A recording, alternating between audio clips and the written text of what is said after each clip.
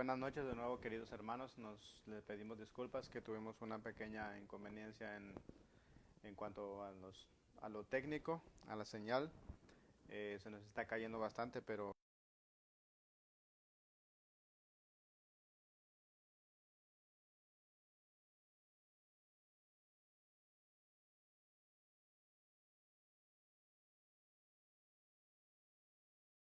el capítulo 25 del conflicto de los siglos, eh, que se titula Los Estados Unidos en la profecía. Una de las amonestaciones, dice, más solemnes dada en las Escrituras se encuentra en los capítulos 13 y 14 del libro de Apocalipsis. ¿Qué es la marca de la bestia? Es una pregunta que se nos hace.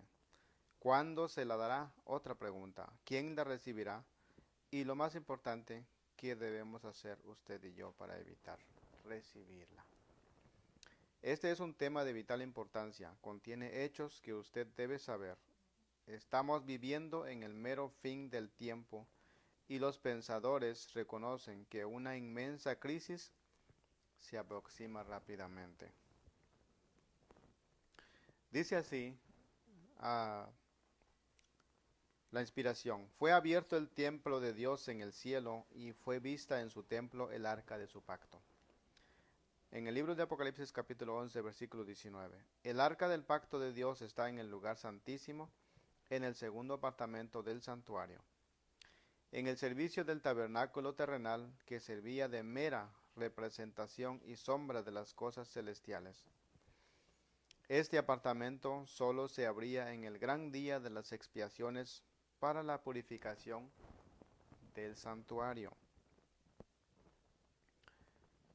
Por consiguiente, la proclamación de que el templo de Dios fue abierto en el cielo y fue vista el arca de su pacto, indica que el lugar santísimo del santuario celestial fue abierto en 1844, cuando Cristo entró en él para consumar la obra final de la expiación. Los que por fe siguieron a su gran sumo sacerdote cuando dio principio a su ministerio en el lugar santísimo, contemplaron el arca de su pacto, habiendo estudiado el asunto del santuario. Llegaron a entender el cambio que se había realizado en el ministerio del Salvador y vieron que éste estaba entonces oficiando como intercesor ante el arca de Dios y ofrecía su sangre en favor de los pecadores. El arca que estaba en el tabernáculo terrenal contenía las dos tablas de piedra en que estaban inscritos los preceptos de la ley de Dios. El arca era un mero receptáculo de las tablas de la ley, y era esta ley divina la que le daba su valor y su carácter sagrado a aquella. Cuando fue abierto el templo de Dios en el cielo, se vio el arca de su pacto.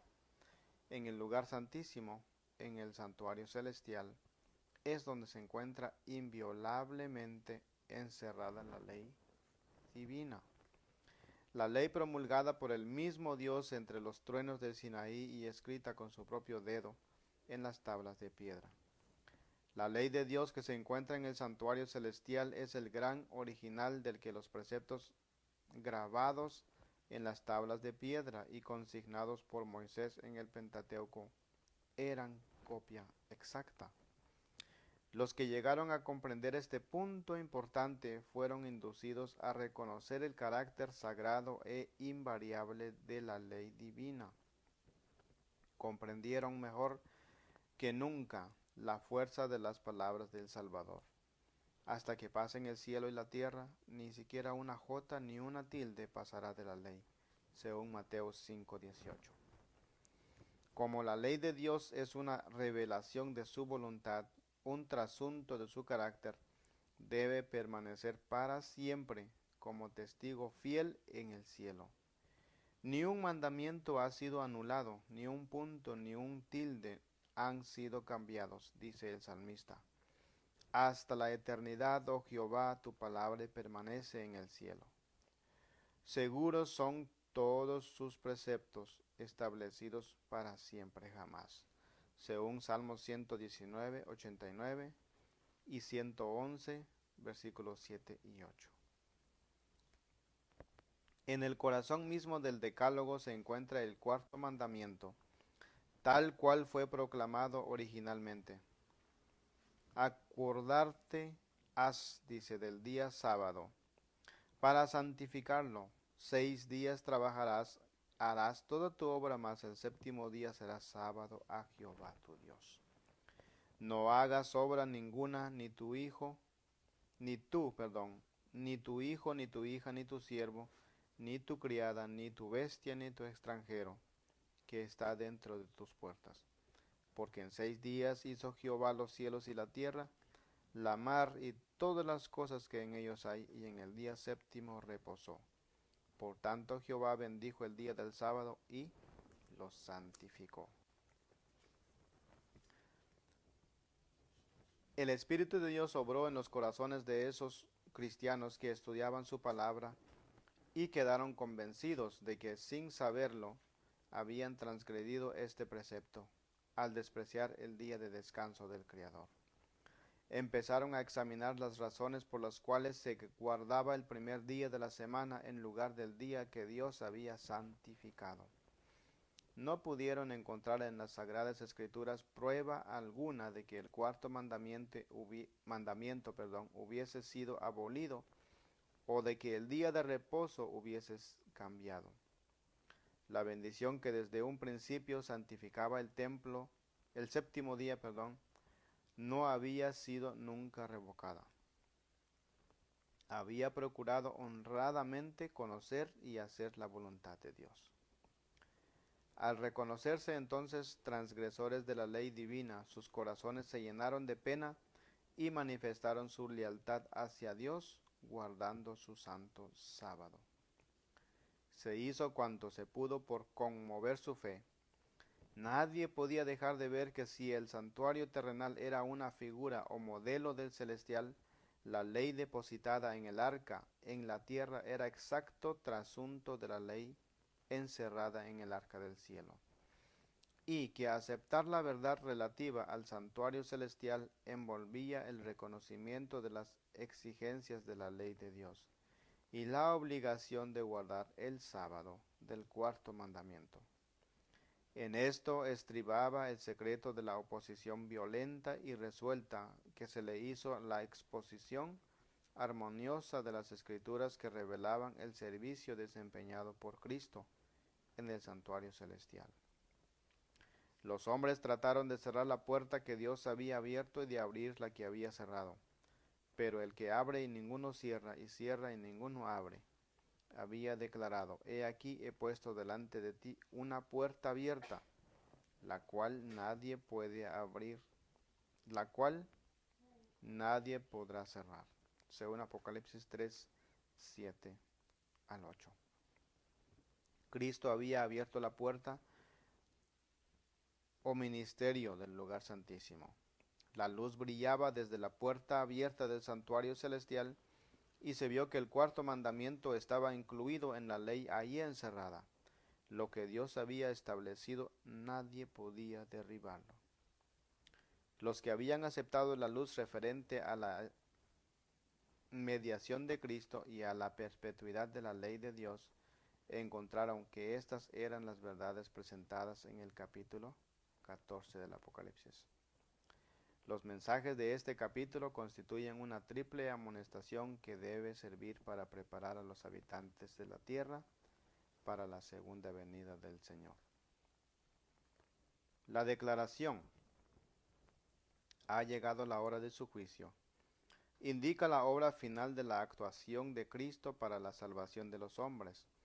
Proclama una verdad que debe seguir siendo proclamada hasta el fin de la intercesión del Salvador y su regreso a la tierra para llevar a su pueblo consigo.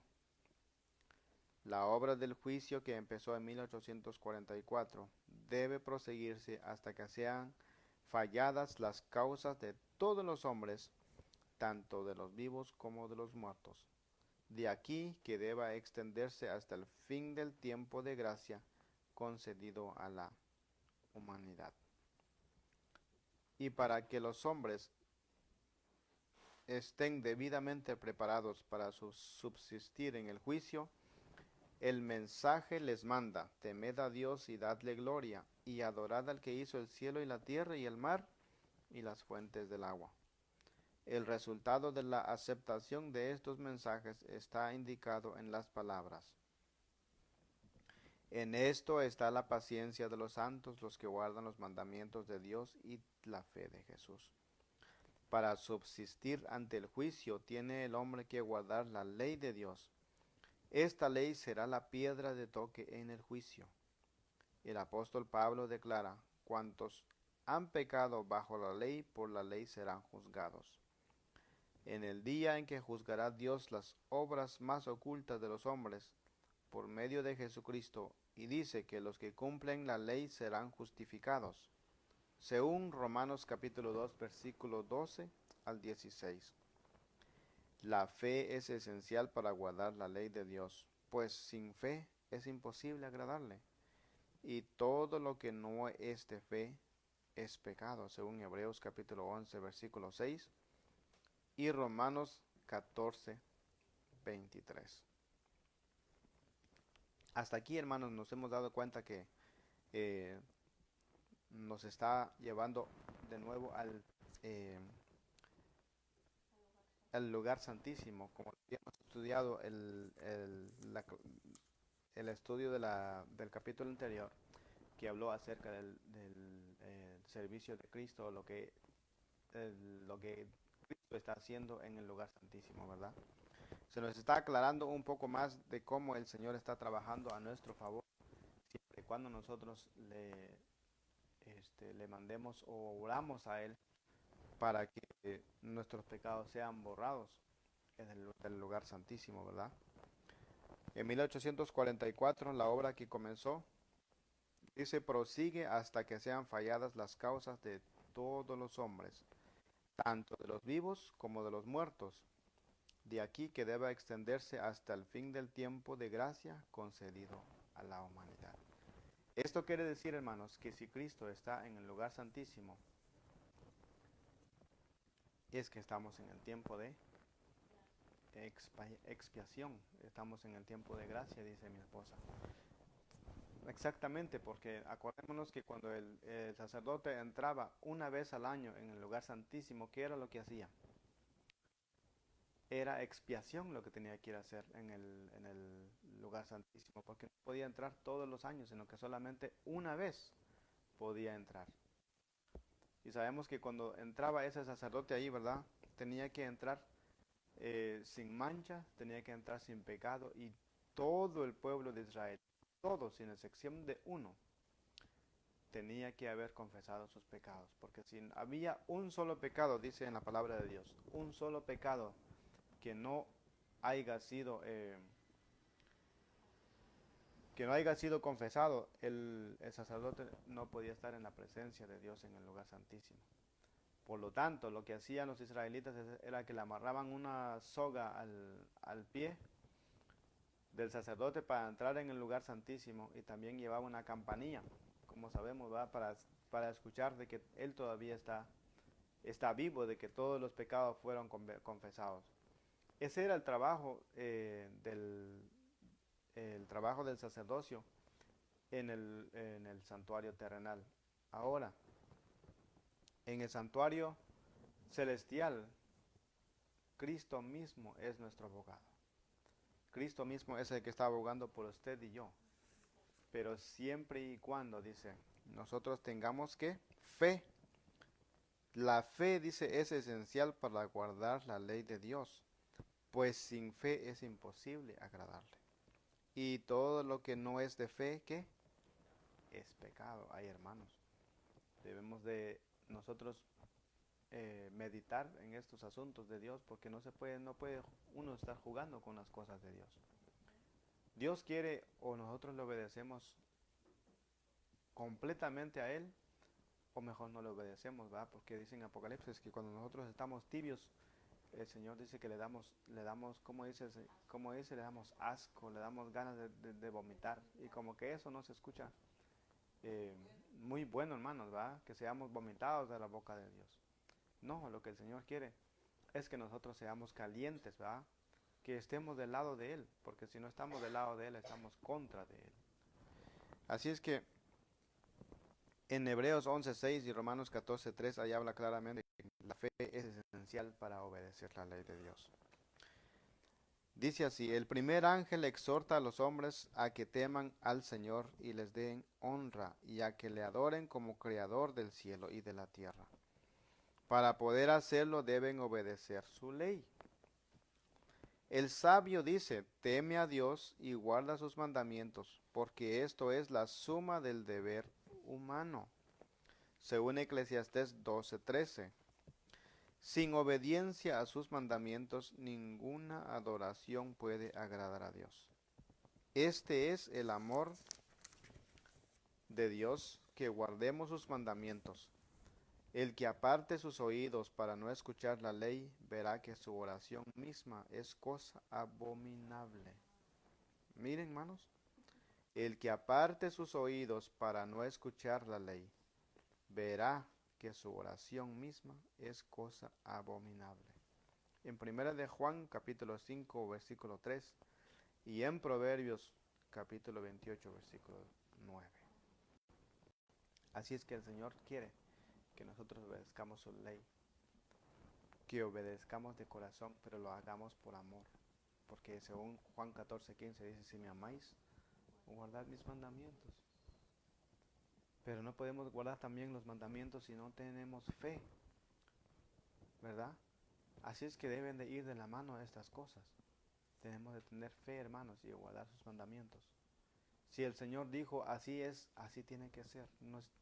Muchas veces el ser humano es tan duro de cabeza o tan duro de cerviz, como dijo Esteban a los fariseos, que todavía hacemos preguntas sobre lo que Dios hacemos preguntas sobre lo que Dios aclara que lo hagamos. Obedezcan y serán que, como dice en Isaías, ¿verdad? Si nosotros retenemos nuestra pie de hacer nuestras necesidades o nuestras cosas en el día santo sábado, entonces nos deleitaremos en el Señor. Pero eso quiere decir también que si nosotros hacemos nuestra propia voluntad, no nos deleitamos, sino que estamos en contra de Dios, ¿verdad? Dice así: el deber de adorar a Dios estriba en la circunstancia de que Él es el Creador, el que a Él es a quien todos los demás seres deben su existencia. Y cada vez que la Biblia presenta el derecho de Jehová a nuestra reverencia y adoración, con preferencia a los dioses de los paganos, menciona las pruebas de su poder creador. Todos los dioses de los pueblos son ídolos, mas Jehová hizo los cielos, según Salmos 96:5. ¿A quién pues me compararéis para que yo sea como él? Dice el santo. Levantad hacia arriba vuestros ojos y ved, ¿quién crió aquellos cuerpos celestes? Así dice Jehová, creador de los cielos: Él solo es Dios, el que formó la tierra y la hizo.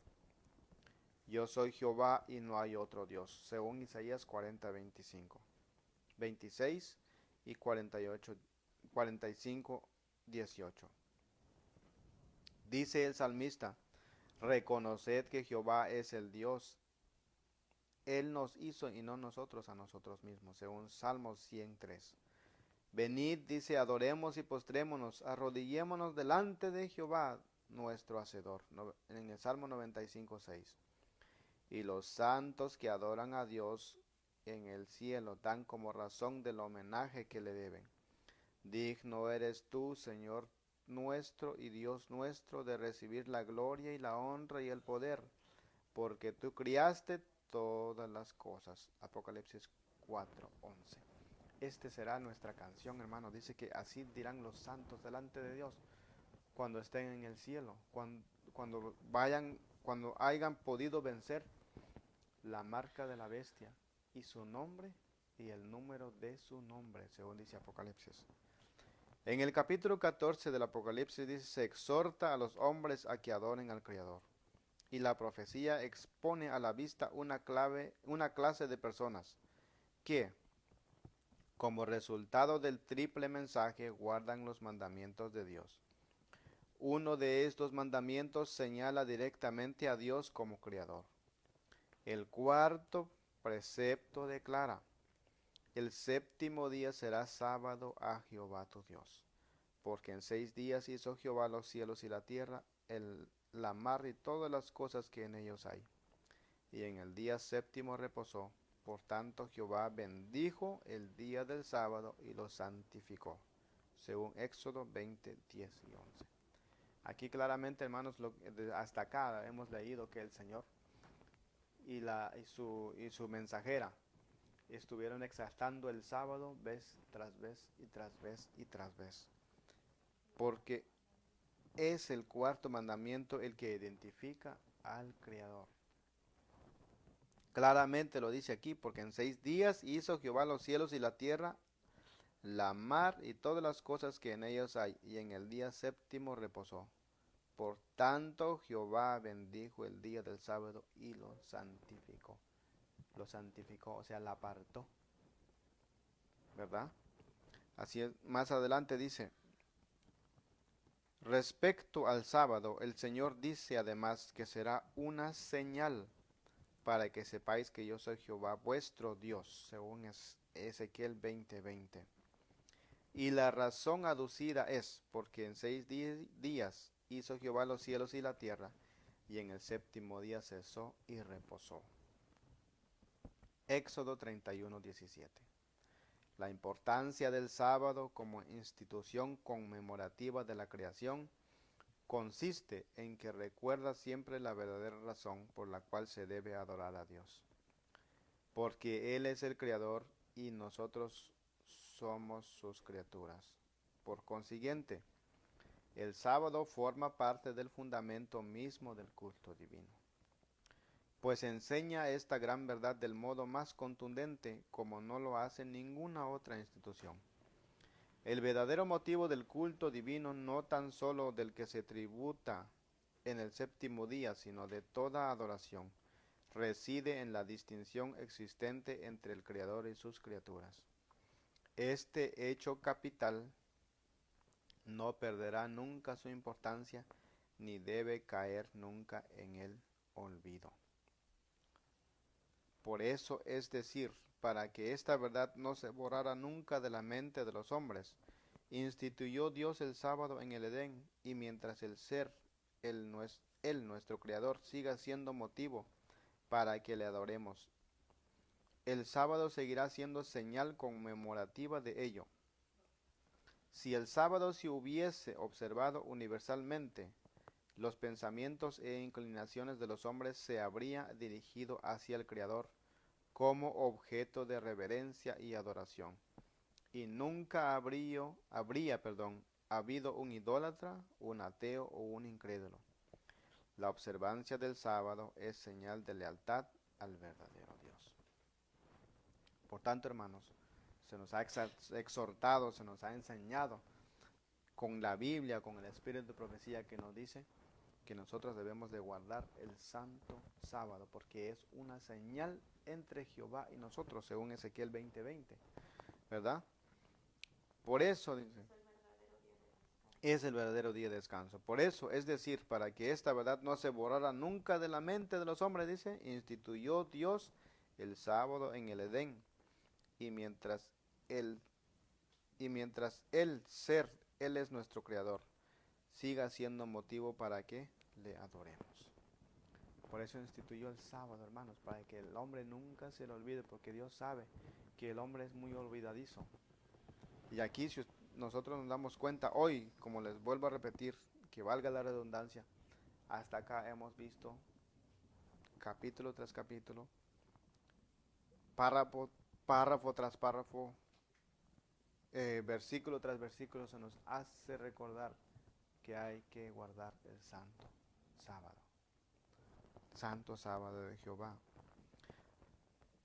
Dice más abajo, si lo leímos, si todo el mundo hubiese guardado este día, nunca hubiera un idólatra, no hubieran ateos, no hubieran los tantos problemas que están en este mundo ahora. Todo porque nos hemos olvidado de Jehová Dios. Todo porque nos hemos apartado del camino que Él nos enseñó en el Edén.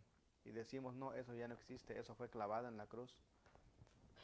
Pero Cristo mismo vino y dijo, yo no he venido a abrogar la ley, ni a los profetas, sino vine a cumplirlas. Y Cristo mismo nos enseñó cómo se debe de guardar el sábado. Él guardó el sábado haciendo el bien, no como lo que habían hecho los fariseos, que habían echado carga tras carga encima de su gente. No, el Señor vino, ¿para qué? Para enseñarnos cómo debemos de guardar el sábado. Y muchos dicen, hermanos, no, el sábado Cristo trabajó porque sanó a un enfermo, porque sus apóstoles estuvieron recogiendo espigas en el campo, ¿verdad? Pero no es así. El Señor lo que vino a hacer es enseñarnos a hacer el bien. Por eso es que Cristo les preguntó, cuando caiga un animal de ustedes en el pozo, ¿a poco no lo van a sacar de ahí? Por supuesto que lo van a hacer. Entonces, ¿cuál vale más, la vida de un ser humano o la vida de un animal? Que las dos cosas valen delante de Jehová, porque Él da la vida y Él decide a quién quitársela, ¿verdad? Nosotros el sábado debemos hacer el bien. No podemos llegar a sentarnos y ya, se acabó. Si hay una necesidad debemos de hacerlo, como dice la hermana.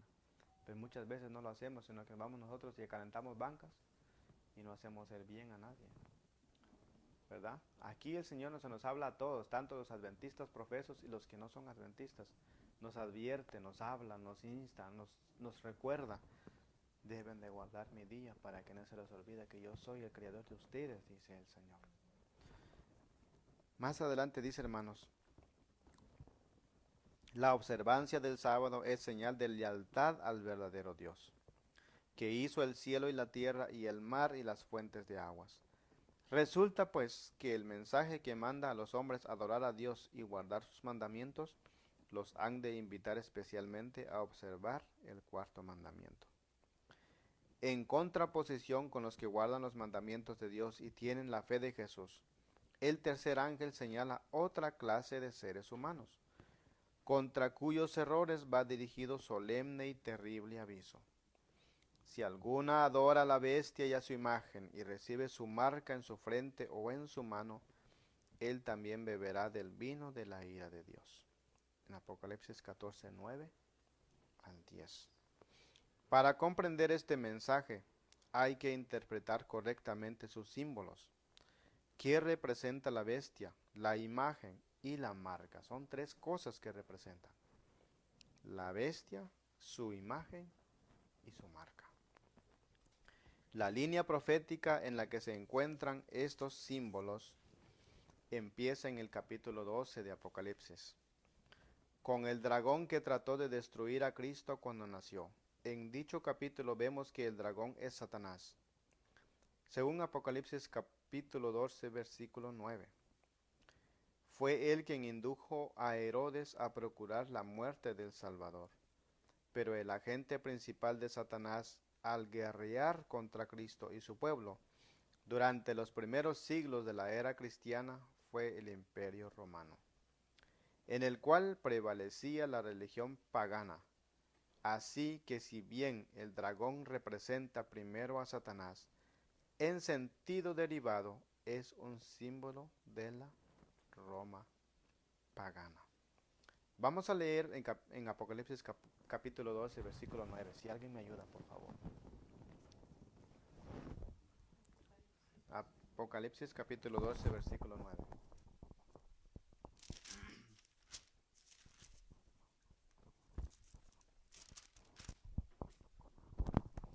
Dice así: y fue lanzado fuera ese gran dragón, la serpiente antigua, que se llama Diablo y Satanás,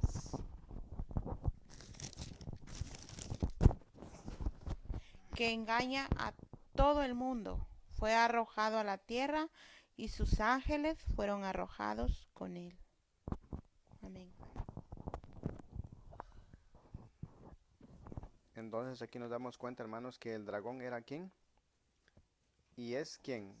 es Satanás, según lo dice la Biblia en Apocalipsis capítulo 12, versículo 9. Ese es uno nada más de muchos versículos que aclara quién es este dragón.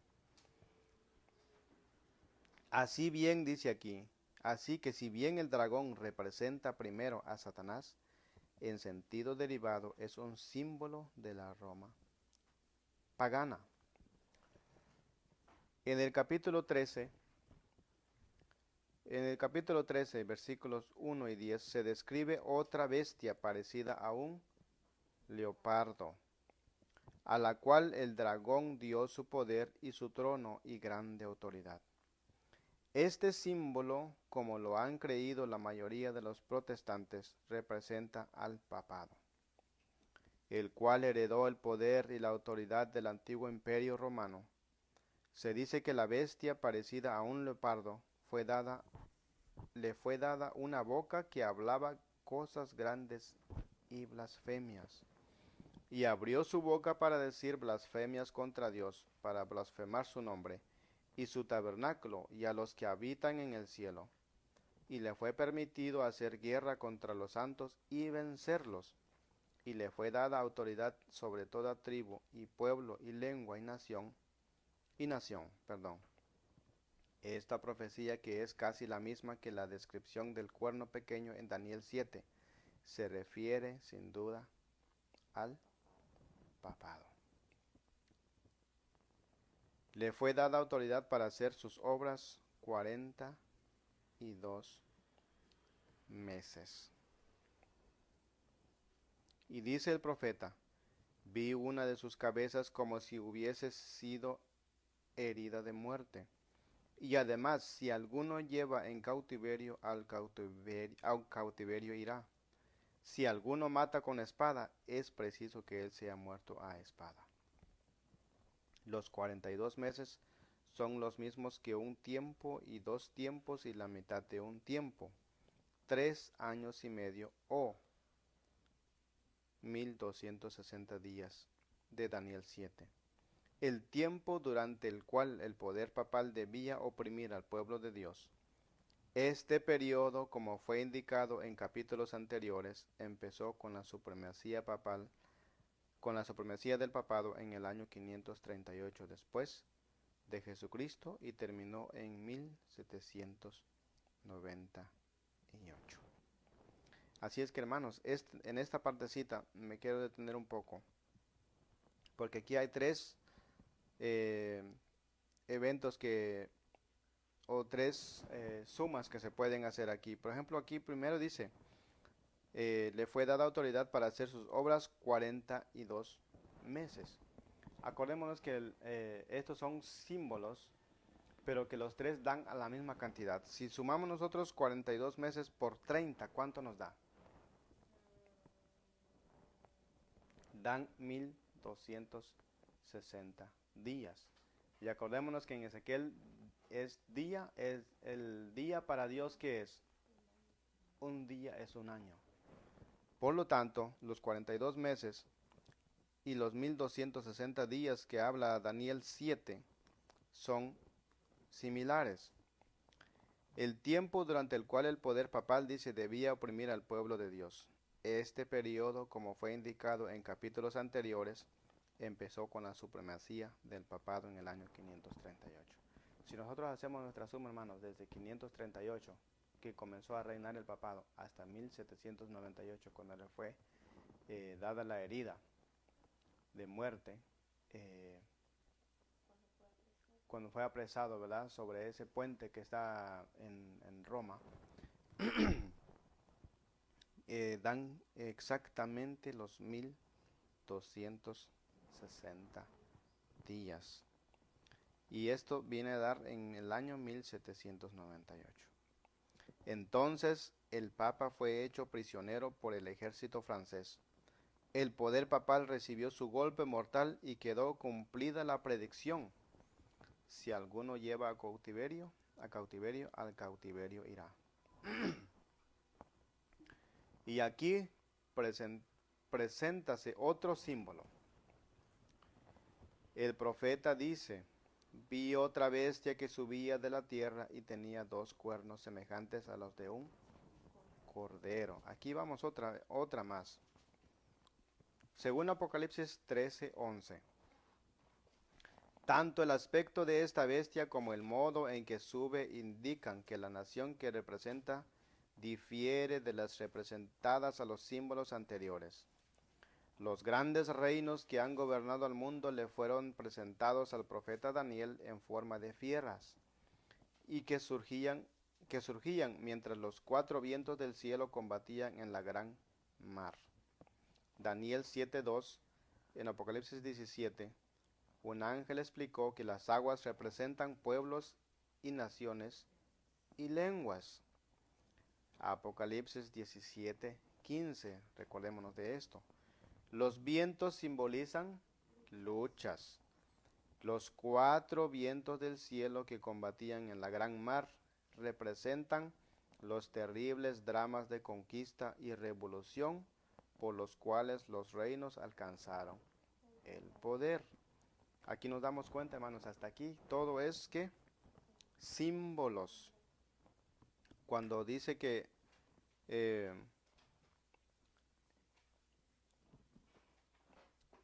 se representa símbolos. Los cuatro vientos del cielo que combatían en la gran mar representan los terribles dramas de conquista y revolución por los cuales los reinos alcanzaron el poder. Si nosotros vamos a la historia, hermanos, porque hoy no tenemos tiempo de hacerlo largo, ¿verdad? Pero si ustedes tienen un libro de historia, pueden ir a la historia de cómo estos reinos, los reinos pasados, llegaron a ser grandes en la tierra. Solamente uno que nos acordemos, Alejandro Magno, ¿va? Que conquistó toda la tierra y rápido. Dice que en 9 años, si no estoy mal, él ya había conquistado casi el mundo entero. En 9 años. Por eso, pero dice, la bestia con cuernos semejantes a los de un cordero subía de la tierra.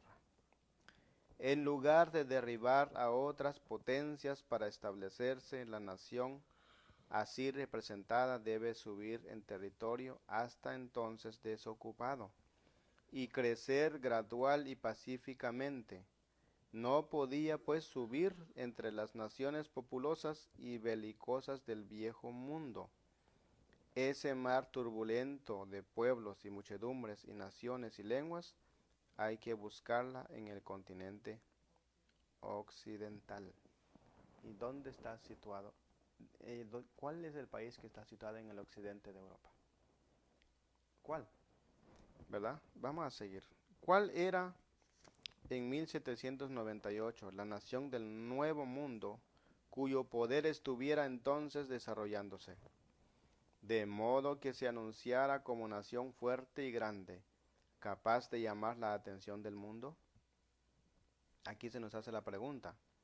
La aplicación del símbolo no admite duda alguna. Una nación, y sólo una, responde a los datos y rasgos característicos de esta profecía. No hay duda de que se trata aquí de los Estados Unidos de Norteamérica.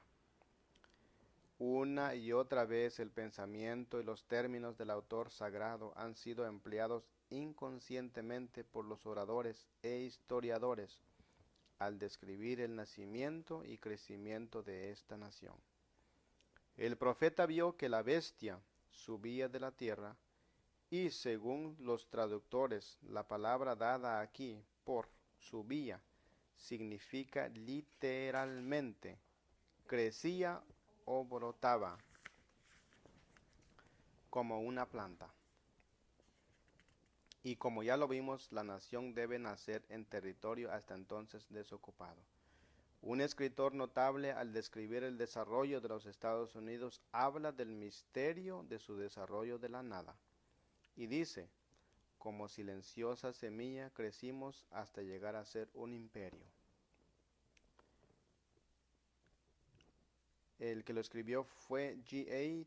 Townsend, The New Compared with the Old, page 462, o página 462. Un periódico europeo habló en 1850 de los Estados Unidos como de un imperio maravilloso que surgía, y que en el silencio de la tierra crecía constantemente en poder y gloria.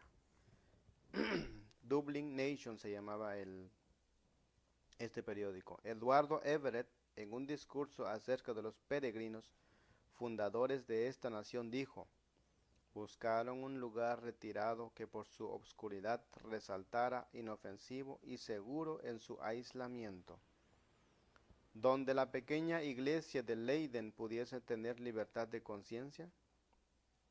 He aquí las inmensas regiones sobre las cuales en pacífica conquista han plantado los estandartes de la cruz. Discurso pronunciado en Plymouth, Massachusetts, el 22 de diciembre de 1824. Y tenía 2 cuernos semejantes a los de un cordero.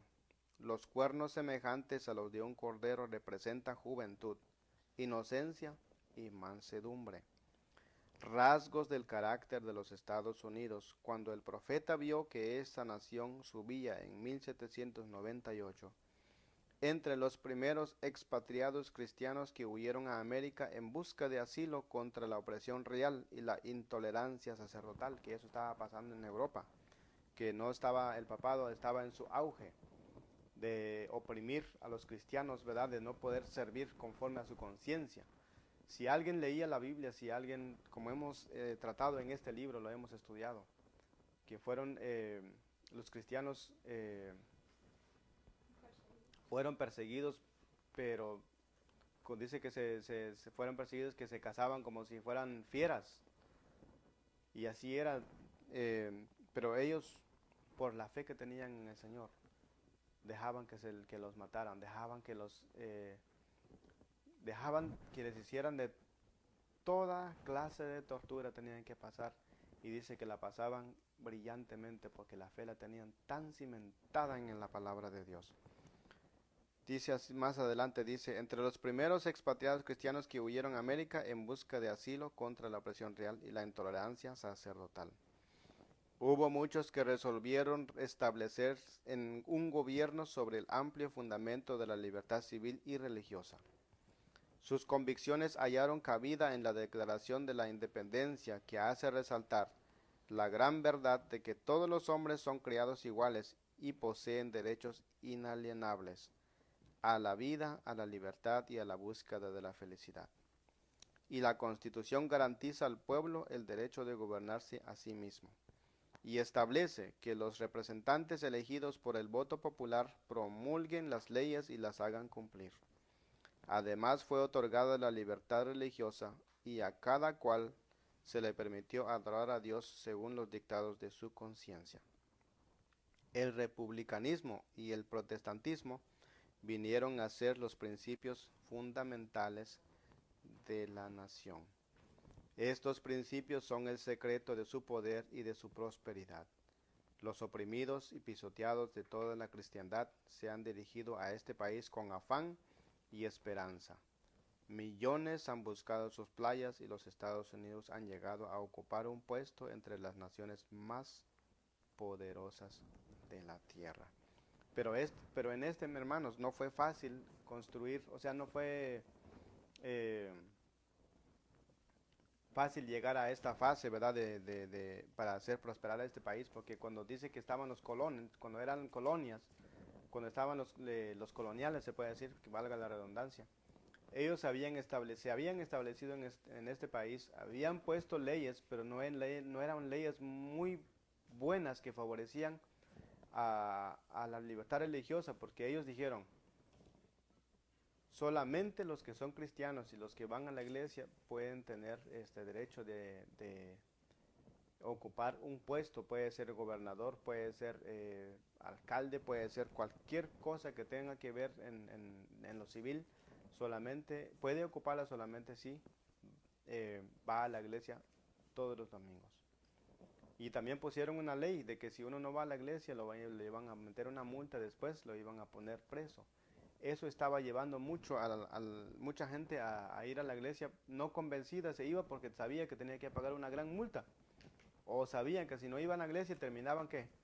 En la cárcel. Y eso no estaba llevando a los colones, los estaba llevando en la ruina, pues. Porque estaba entrando mucha gente que no estaba convertida dentro de la iglesia. Por lo tanto, ¿qué pasaba con la iglesia? Aunque el civil prosperaba en la iglesia, disminuía o se estaba llena, pero no estaba llena del Espíritu Santo, sino que estaban ahí porque nada más que así era por obligación que tenían que estar.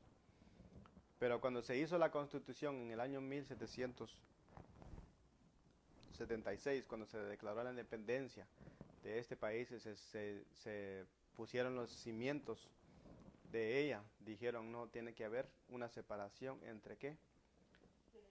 Entre la iglesia y el Estado. Se le otorgó se le otorgó la libertad religiosa a todo el mundo. Usted decide si usted va a la iglesia o no, y usted decide si usted va a la iglesia, usted tiene que obedecer a Dios, pero también tiene que obedecer las leyes civiles, pero no pueden ir los dos juntos, porque ellos se dieron cuenta de los resultados, iba a haber y estaba comenzando a hacer casi lo mismo que donde habían venido, porque era una ley estricta, y no estaba bien, sino que ellos se dieron cuenta de que los hombres han sido criados por Dios libres de su conciencia. Ellos tienen el libre albedrío. Entendieron ahí lo que es el libre albedrío. Según dice las historias del presidente, el primer presidente de Estados Unidos que fue George Washington, él declaró eso: los hombres han sido criados por Dios libres. Entonces nosotros no podemos oprimir a este pueblo, dijeron. Esos fueron los cimientos que hicieron prosperar a este país, porque se separó Estado. Se separó el Estado de la iglesia, ¿verdad? Ahora, millones han buscado sus playas, dice, y los Estados Unidos han llegado a ocupar un puesto entre las naciones más poderosas de la tierra. Pero la bestia que tenía cuernos como un cordero hablaba como dragón, y ejerce toda la autoridad de la primera bestia en su presencia, y hace que la tierra y los que en ella habitan adoren a la bestia primera, cuya herida mortal fue sanada, diciendo a los que habitan sobre la tierra que haga una imagen de la bestia que recibió el golpe de espada y sin embargo vivió, según Apocalipsis 13:14. Los cuernos como de cordero y la voz de dragón del símbolo indican una extraña contradicción entre los que profesan ser y lo que practica la nación así representada. El hablar de la nación son los actos de sus autoridades legislativas y judiciales. Por esos actos la nación desmentirá los principios liberales y pacíficos que expresó como fundamento de su política. La predicción de que hablará como dragón y ejercerá toda la autoridad de la primera bestia anuncia claramente el desarrollo del espíritu de intolerancia y persecución de que tantas pruebas dieran las naciones representadas por el dragón y la bestia semejante al leopardo. Y la declaración de que la bestia con dos cuernos hace que la tierra y los que en ella habitan adoren a la bestia primera, indica que la autoridad de esta nación será empleada para imponer alguna observancia en homenaje al papado. Yo creo que, hermanos, yo no tengo mucho que comentar aquí. Claramente se nos dice, ¿verdad?, que este cordero y con voz de dragón simboliza que Estados Unidos. Y en eso estamos viendo ahora todos los cambios que han comenzado a ver en este país, hermanos. Se está viendo de mal en peor. Las leyes que han sido pasadas recientemente y todas las cosas que están pasando en este país, nos damos cuenta que más clara la palabra de Dios no ha sido con nosotros, ¿verdad? Entonces está en nosotros entenderla y está en nosotros prepararnos, hermanos, para lo que nos espera. Dice así: la autoridad de esta nación será empleada para imponer alguna observancia en homenaje al papado. Y sabemos que el papado, cuando estuvo gobernando en los 2000, en los 1260 años, desde el año 538. Su gobierno fue tan déspota y fue, pero sin escrúpulos, hermanos. Leímos si alguien quiere saber de lo que ha pasado, lea la historia que ha pasado, lean los libros que tienen realmente que ver con este mundo, ¿verdad? No, no lean libros que son como son novelas y todas esas cosas, eso no sirven, hermanos. Eso es pura basura que nos han inculcado a leer.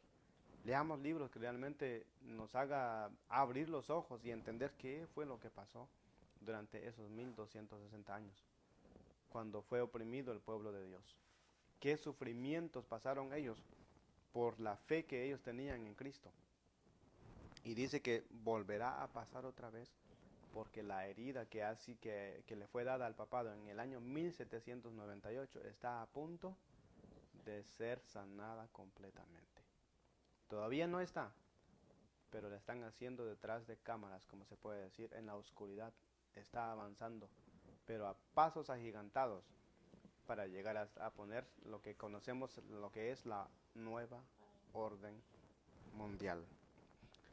Semejante actitud sería abiertamente contraria a los principios de este gobierno.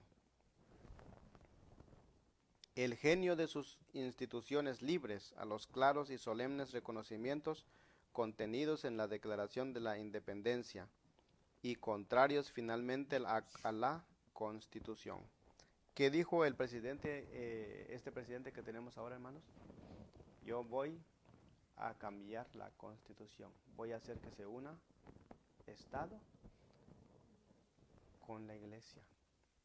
Cuando eso vuelva a pasar, hermanos, cuando la Iglesia apóstata busca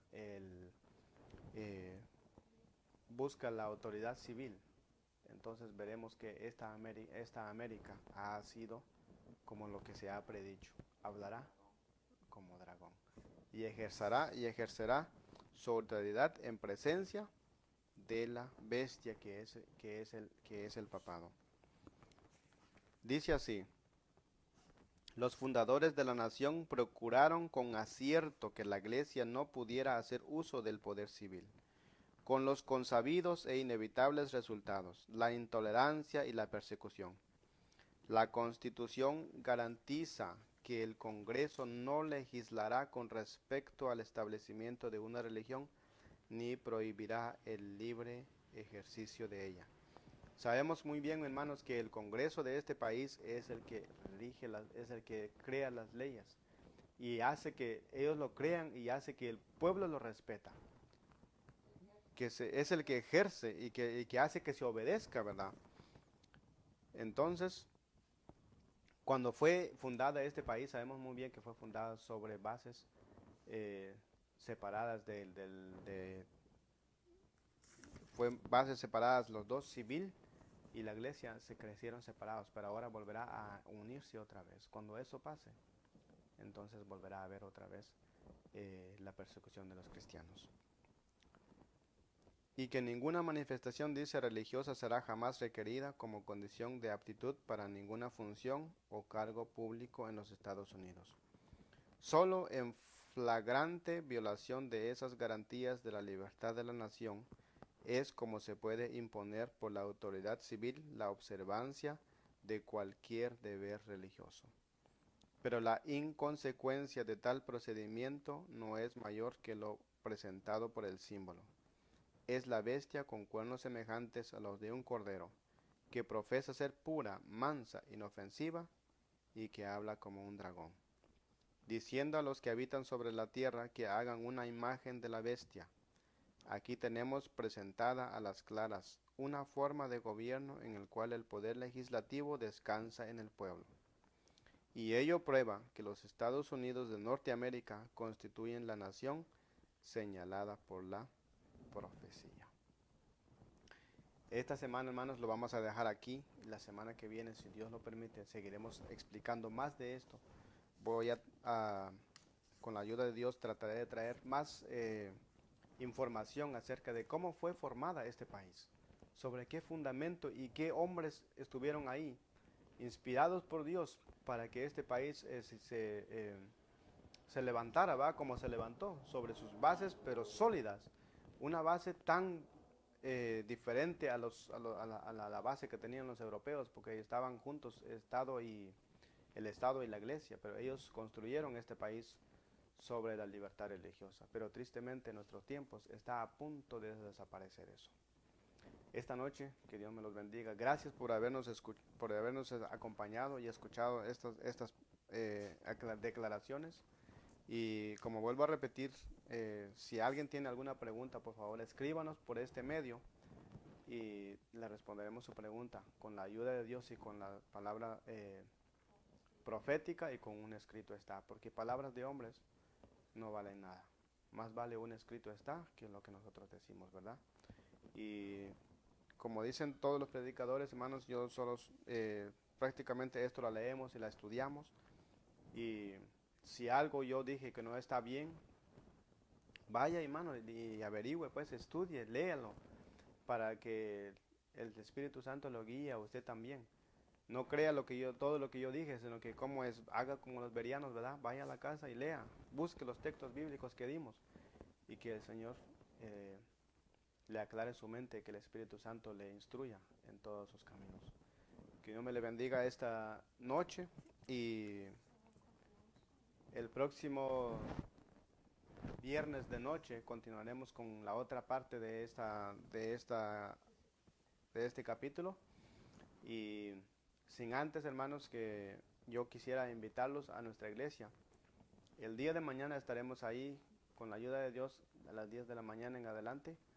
Estamos situados en la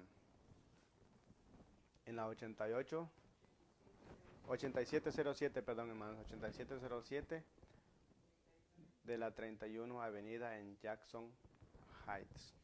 Ahí nos estamos reuniendo y si usted, hermano, si usted, hermana, si usted, amigo, si usted tiene esas ganas o quisiera visitarnos, ahí lo estaremos esperando con los brazos abiertos desde las 10 de la mañana en adelante. Habrá comida, así es que no tiene que preocuparse de llevar nada, sino que solamente su presencia y con un corazón listo para entender la palabra de Dios, ¿verdad? Mañana estará con nosotros el pastor Irving Peña. Así es que, hermanos, preparémonos entonces para el día de mañana.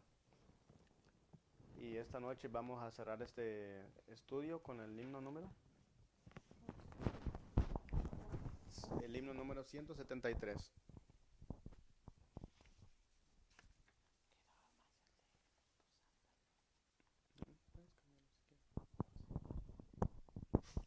Ok, 173. Vamos a cantar. Vendrá el Señor, nadie sabe la hora, del día anhelado se ve la aurora. Oh siervos de Dios, anunciad sin demora que muy pronto vendrá, Él vendrá. Esperad y velad, pues Él vendrá. Aleluya, aleluya, en las nubes vendrá, con sus huestes gloriosas y muy pronto vendrá. En cielo y tierra se anuncia el portento de Cristo en su glorioso advenimiento. Oh pueblo de Dios, es solemne el momento, pues muy pronto vendrá, Él vendrá. Esperad y velad, pues Él vendrá. Aleluya, aleluya, en las nubes vendrá, con sus huestes gloriosas y muy pronto vendrá. Velad y orad con la vista alzada, salid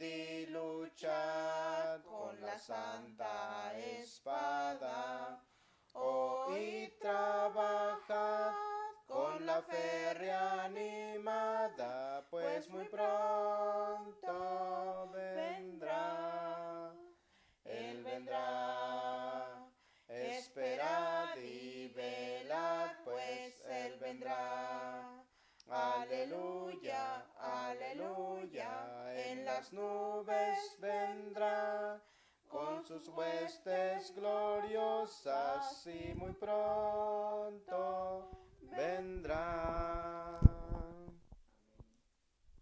Amén, hermanos. Es claro lo que dice la palabra de Dios, que el Señor está a las puertas. Él pronto vendrá, por lo tanto nos está revelando qué es lo que está pasando en nuestros tiempos. ¿Qué es lo que nos espera también? Este libro que se llama La Gran Controversia o El Conflicto de los Siglos, yo les invito, hermanos, a que lo lean. Léanlo, queridos hermanos. Léanlo, por favor. Léanlo juntamente con la Biblia. Claro que en primer lugar están las Sagradas Escrituras, pero este es la luz menor, como lo conocemos nosotros los adventistas. Y usted se dará cuenta de que todo lo que se ha predicho se está cumpliendo. Y lo que nos dice este libro, lo que va a ocurrir, también vemos muy clara las cosas de que así serán. Así es que Dios los bendiga esta noche. Vamos a invitarlos para que nos postremos para adorar a Dios en oración.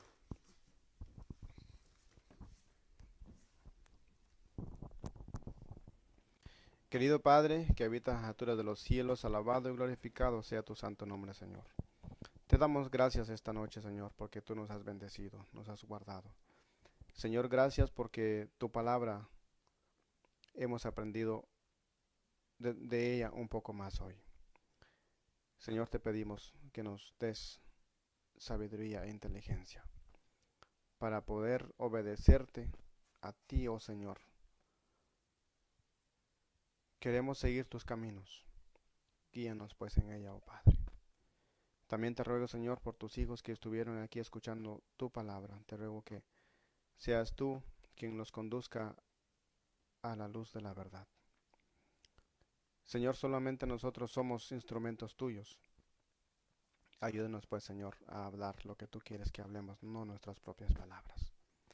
Gracias porque tú has revelado tu palabra de que tu venida está muy cerca y que todos los acontecimientos que están pasando, Señor, indican que tú estás a punto de salir en el lugar santísimo. Que el tiempo de gracia está muy corta. Oh Señor, guíanos pues, para que seamos sellados con tu Santo Espíritu. Bendice cada alma que se encuentra aquí en este día y también te ruego que bendigas a los que están conectados a este canal. Señor, te ruego que bendiga sus vidas. Y si hay alguien, Señor, que está pasando por una situación difícil, ya sea espiritual, ya sea en lo que sea, Señor, te ruego que tu mano poderosa lo guíe a esa persona. Te ruego que pase tu mano poderosa sobre esa familia y que todo, Señor, salga bien, pero que tu santo nombre sea alabado y glorificado. Guíalos en tus caminos, Señor. Perdona nuestros pecados porque pecadores somos. Y ayúdanos, Señor, para que día con día encontremos la paz en ti. Te pedimos, pues, Señor, que nos ayudes esta noche. Ahora que vamos a ir a nuestras casas, Señor, acompáñanos. Bendice los transportes que vamos a tomar. Y también te ruego por los que están conectados ahora de nuevo, Señor, te pido por ellos una bendición especial. Deles un descanso reparador y una noche especial para que el día de mañana, Señor, sea para honra y gloria tuya, Señor. Gracias te damos por habernos escuchado, pues te pedimos estas cosas en el dulce nombre de tu Hijo amado Cristo Jesús, a quien sea la honra y la gloria por toda la eternidad. Amén.